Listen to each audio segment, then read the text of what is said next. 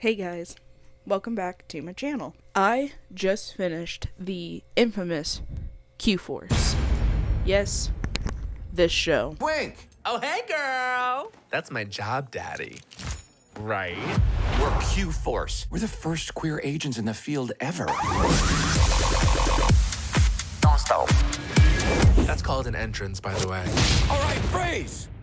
The room's empty. I wasted all that masculinity on nothing. Not nothing. My little butthole went boop. Damn it. You can't pander to the gays. They can smell it. You're acting like Citibank at Pride. Hello, Peppa? Yeah. I have thoughts. Let's talk about it. You all uncovered an illegal nuclear arms deal with the tie to the federal government? I built a search algorithm more powerful than Google and only slightly less evil. Thank God for you, drag queen. Thank God for every drag queen. But not actually, obviously. Good job, Q-Force. Sorry, that's what everybody calls you. Q for queer. I'll make them stop. I actually kind of like it. So just as a quick synopsis for those who aren't familiar with the show, Q-Force is about 4 gay agents. They are all part of the American Intelligence Association. And basically, Steve graduated from his class as top student, but once he came out as queer, they sent him off to West Hollywood in California. And they don't really get assignments or anything, and they all want to make a difference. They all went into the agency for a reason. After 10 years of getting no cases, they end up discovering this top secret thing that's going on within the agency, and the show is kind of about all of that going on. He's into fitness, he's a charismatic leader, he's seen as sort of an optimist, and just a go-getter overall. Then we have Deb, who is a lesbian mechanic type. She's the brawn and the brains in a sense. She's seen as the most reasonable character and plays the straight man, I think, pretty often. She's usually the voice of reason within the team. Then we have Twink, who is a drag queen, and his job within the force is to get into disguises and use them to either distract the enemy or to get information from them, things like that. And then we have Stat, who is the hacker of the team.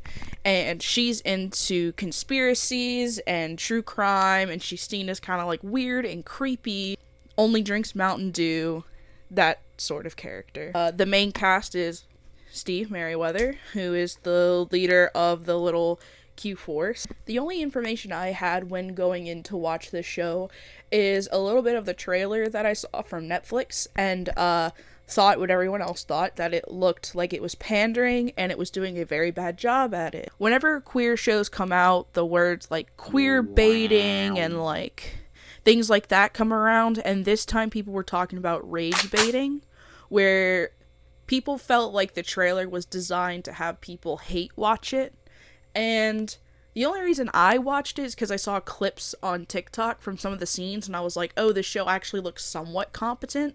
And I always enjoy animation, and there's not enough LGBT media, let alone adult animation, so I was like, okay, I'll watch 1 episode, and we'll see where this goes. It only has 10 episodes anyway. And yes, the show is very cringe, but that has never stopped me. Honestly, in order to get to the good stuff, you're gonna have to stomach a lot of cringe. They take these gay stereotypes and use them to their advantage, I would say. We all know gays like Deb and Steve and Twink and Stat. Yes, they start at their stereotypes, but what the show does is they sort of make a well-rounded character with layers and things like that. And like, that's the bare minimum, so I appreciate it. We find out that Stat went to prison for something, and I'm still curious about that. We find out that Twink has daddy issues. We find out, Deb has a wife, and they have their own little lesbian community where they throw barbecues. Merriweather has his own little romance, and he has his own struggles and things. Honestly, I know this is gonna be depending on personal taste. I think the main cast is likable. Some people are not gonna like Twink, but I like characters like him that are flamboyant and just like I don't know. My overall critiques. I feel like this show was written by old gays. And when I say old gays, I mean like gays from the 90s.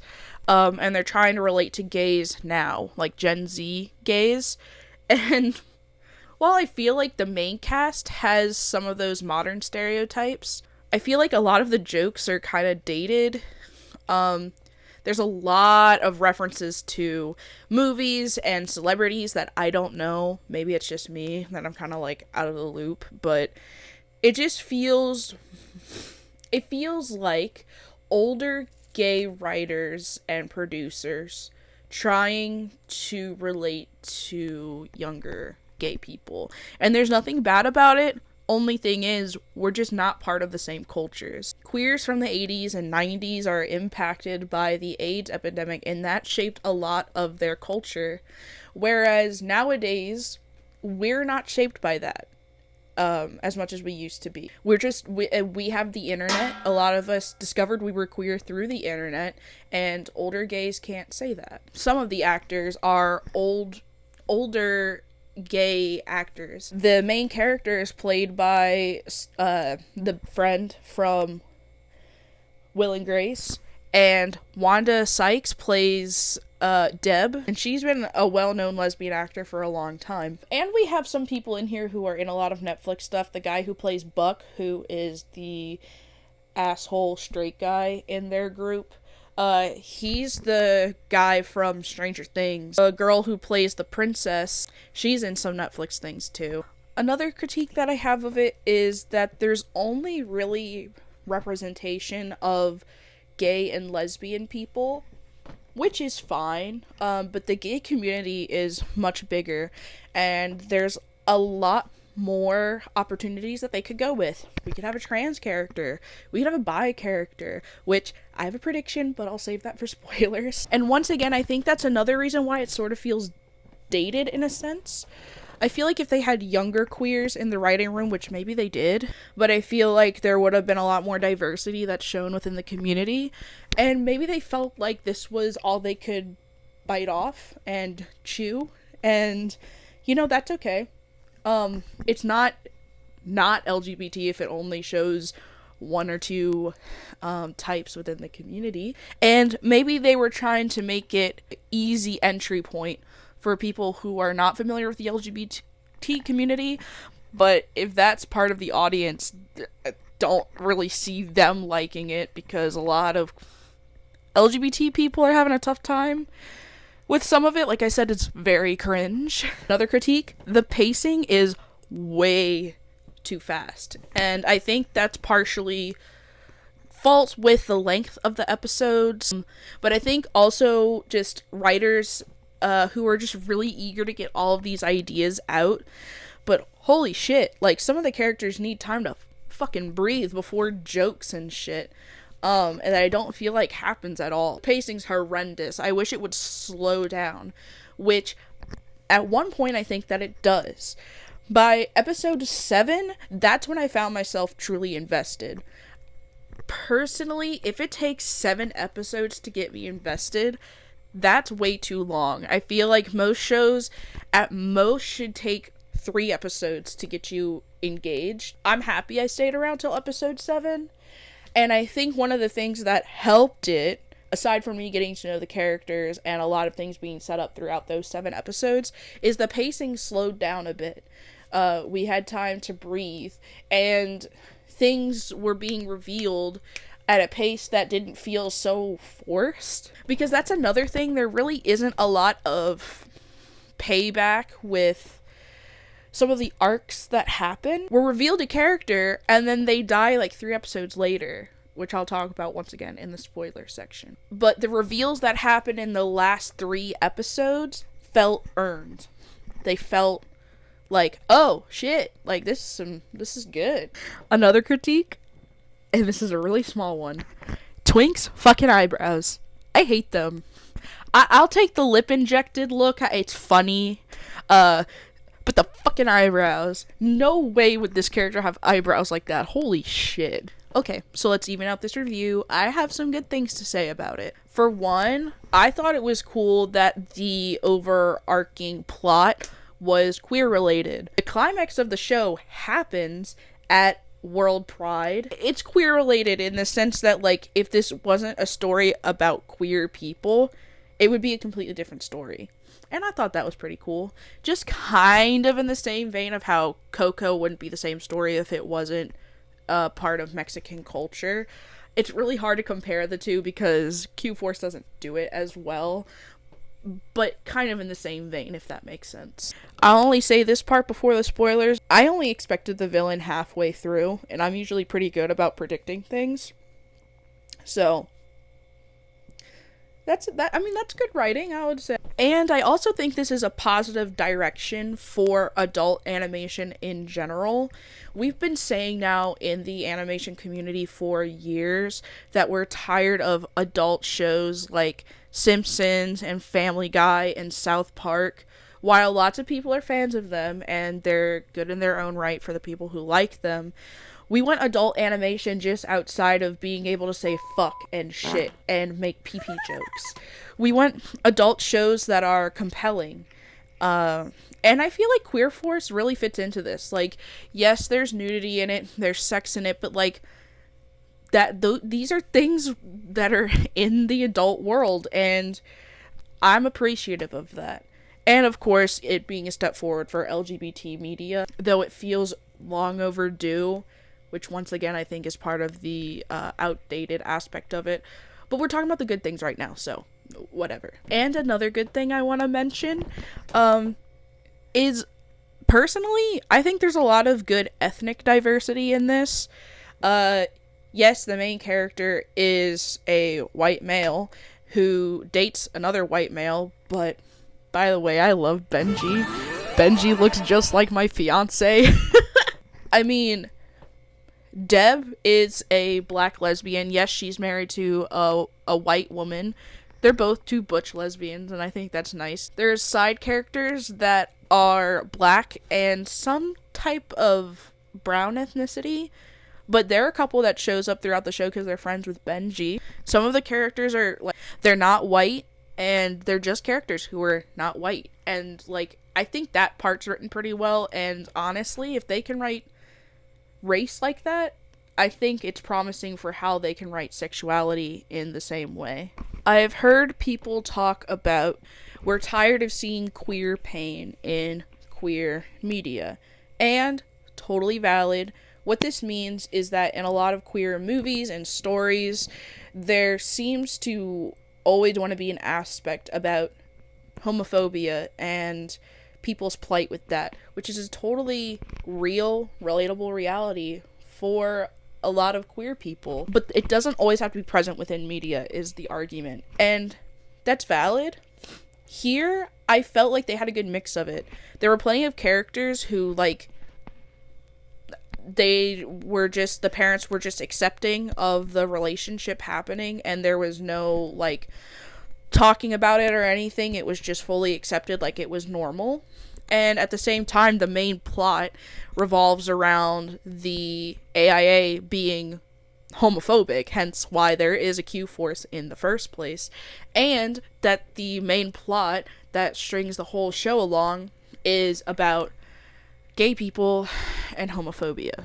I think it's a good balance personally, but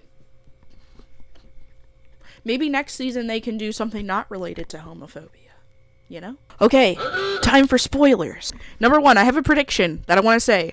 I feel like they're building up to Buck and Twink being together, which maybe you feel like they're hitting, it's just like it's too obvious. I mean, he's straight in this season. He's supposed to be like asshole straight guy. But there were so many times where I was like, Twink is flirting with him and seems like he wants to get with him, so maybe Buck's gonna end up bisexual.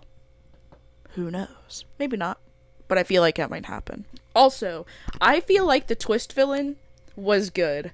I don't feel like we get to see enough villains who are like the bratty petty princess. Like, they built her up to be pretty trustworthy and good up until a certain point.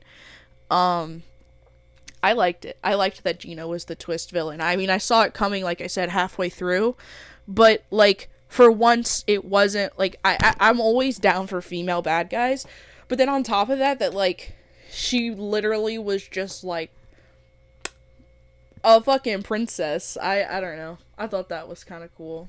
And honestly, I feel like the whole grayscale thing was kind of cool. I was like, oh shit, like this was built up really well and like it makes sense. So basically, spoilers, Grayscale was a project that the AIA was doing where they would wipe the memory of mostly queer spies in order to get them out of the agency because they didn't fit in, but they were kind of like the guinea pigs to wipe the memory of other people, not just gay people. And I'm like, oh, that's super interesting. Like, the queerness is part of the plot. I just thought it was cool. Not only that, but, like, we got to see old agents who were all old queers who ended up being part of, like, the supporting cast. And the diversity within the supporting cast is really cool. Finding out that the head of the agency's assistant was gay was, like, that was cool, because, like, they just revealed that, like, towards one of the last episodes. I'm still not sure if V is gay or not. I haven't mentioned V at all. V is, like, Steve's work mom. But she's, like, the mysterious leader. She was, like, the Q forces into the agency, because she believed in Merryweather since he was in school before he came out. I don't know. She says she isn't gay, but I get a gay vibe from her. I don't know. And just a few honorable mentions of characters that I liked. I liked Pam, who is Deb's wife. She's a child psychologist and an unlicensed masseuse, and I'm like, literally me. I like this drag queen that's literally in the show for like 5 minutes at most. But once again, me. Jacqueline Box. Jacqueline Box was a character that was in it for maybe like 3 episodes, and she was an AI robot that basically was Stat's love interest. And once again, I felt like it was really, really fast. She ends up dying in order to save Stat, which was cool, but like I didn't even know her at all, so I wasn't like all that devastated when she died. I wish their relationship had been more built up before that happened, so that I felt invested in her death.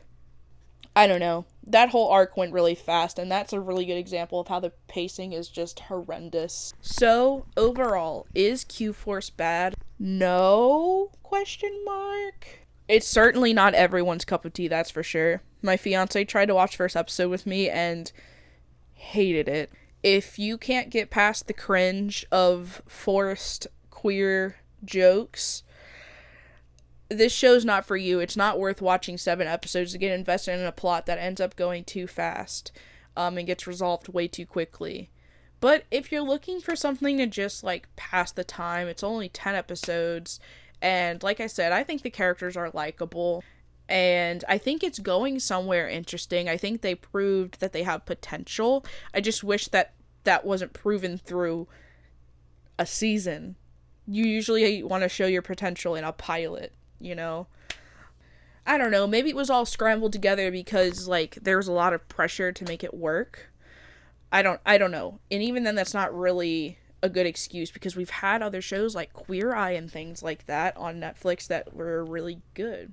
So, I would like to see more diversity from the LGBT community.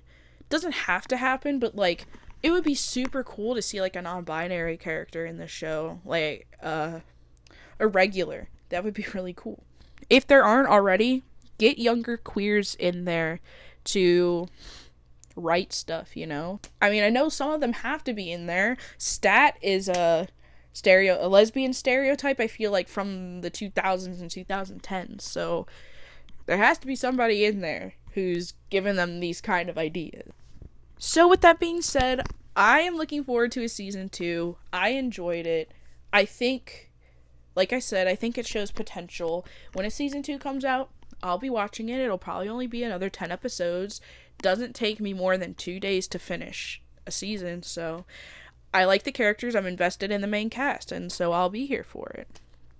And with that being said, I will say thank you for watching.